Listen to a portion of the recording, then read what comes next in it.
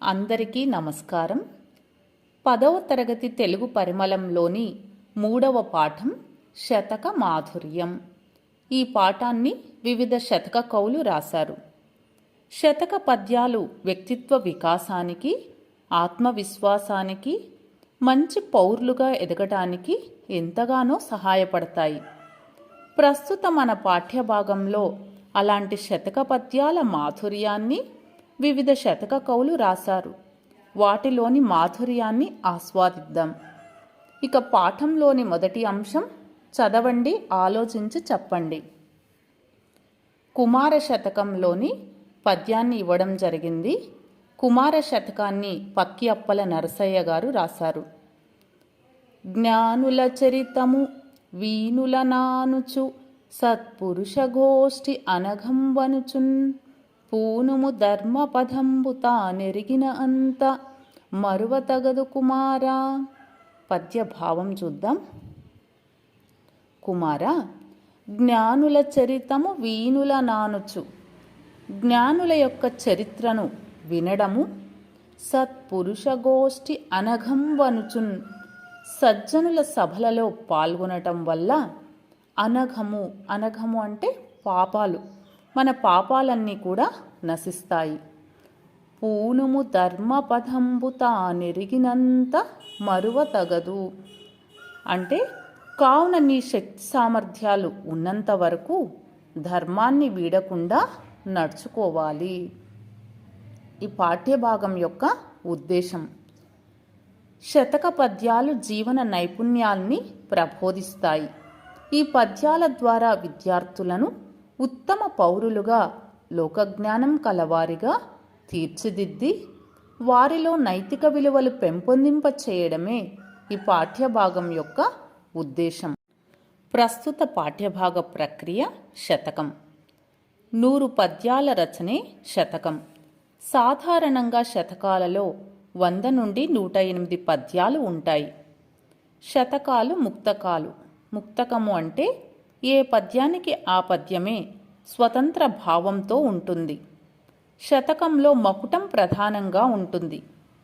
ఇది శతకాలలో ప్రతి పద్యం చివర ఉంటుంది. ఇది ఒక పదంగా కానీ, పాదంగా కానీ, అర్ధపాదంగా లేక పాదద్వయంగా ఉండవచ్చు. ఇక పాఠ్యభాగంలోని మొదటి పద్యాన్ని మారత వెంకయ్య గారు రాశారు. ఈయన 1550-1600 శతాబ్దానికి చెందినవారు. మారత వెంకయ్యనే మారన వెంకయ్య లేక మారవి అని కూడా అంటారు. సుమతి, వేమన శతకాల తర్వాత అత్యధిక ప్రాచుర్యం పొందిన శతకం భాస్కర శతకం. ఈ శతకంలో ఉదాహరణ పూర్వకమైన నీతి బోధ ఉంటుంది. తెలుగులో మొట్టమొదటి దృష్టాంతాలంకార శతకం. దృష్టాంత అలంకారము అంటే బింబ ప్రతిబింబ భావంతో ఉండడం. నీతి బోధ కంటే దృష్టాంతపూర్వకమైన నీతి బోధ చాలా ప్రభావవంతంగా ఉంటుంది. పాఠ్యభాగంలోని మొదటి పద్యం చంపకమాల పద్యం. పలుచని నీచమానవుడు పాటింతలంపక నిష్ఠురోక్తులన్ పలుకుచు ఉండుగాని మతిభాసురుడైన గుణప్రపూర్ణుడ పలుకులన్ పల్కబోవడు నిబద్దిగ ఎట్లన వెల్తికుండతా తొలుకుచు ఉండు కాని మరి తొల్కునే నిండు ఘటంబు భాస్కర. పద్య భావాన్ని తెలుసుకుందాం.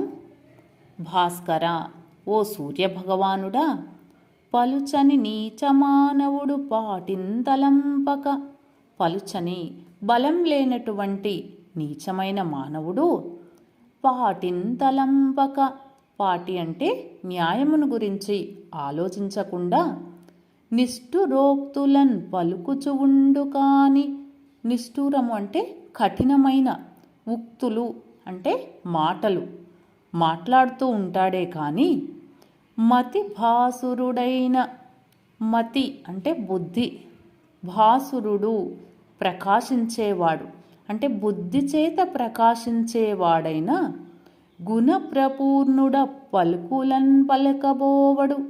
గుణప్రపూర్ణుడు మంచి గుణాలతో నిండినవాడు ఆ ప్లస్ పల్కులన్ అటువంటి మాటలను పల్కపోవడు అంటే మాట్లాడ్డు.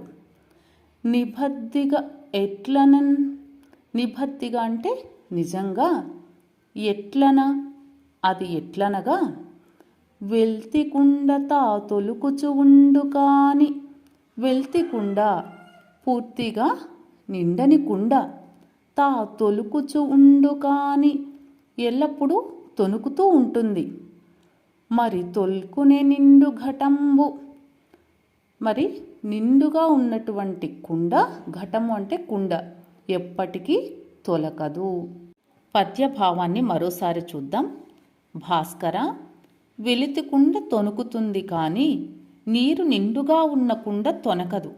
అలాగే మంచి గుణాలు లేని నీచుడు న్యాయాన్ని గురించి ఆలోచించకుండా కఠినమైన మాటలు మాట్లాడతాడు. సద్గుణాలతో కూడిన మంచివాడు అలాంటి పరుషమైన మాటలు మాట్లాడడు. ఈ పద్యంలో మంచివానికి నీచునికి మధ్య ఉండే తేడాను వెలితి కుండ నీరు నిండుగా ఉన్న కుండతో బింబ ప్రతిబింబ భావంతో కవి చక్కగా వివరించి చెప్పాడు. పద్యంలోని వ్యాకరణాంశాలు: భాస్కరుడు వ్యుత్పత్తర్థం కాంతినిచ్చేవాడు సూర్యుడు. మతి పర్యాయ పదాలు: బుద్ధి, తలపు, ఆలోచన. ఉక్తి మాట, పలుకు. నిష్ఠురోక్తులు నిష్ఠుర ప్లస్ ఉక్తులు, నిష్ఠురోక్తులు గుణసంధి. తరువాయి భాగంలో మిగిలిన పద్యాలను గురించి తెలుసుకుందాం. ధన్యవాదాలు.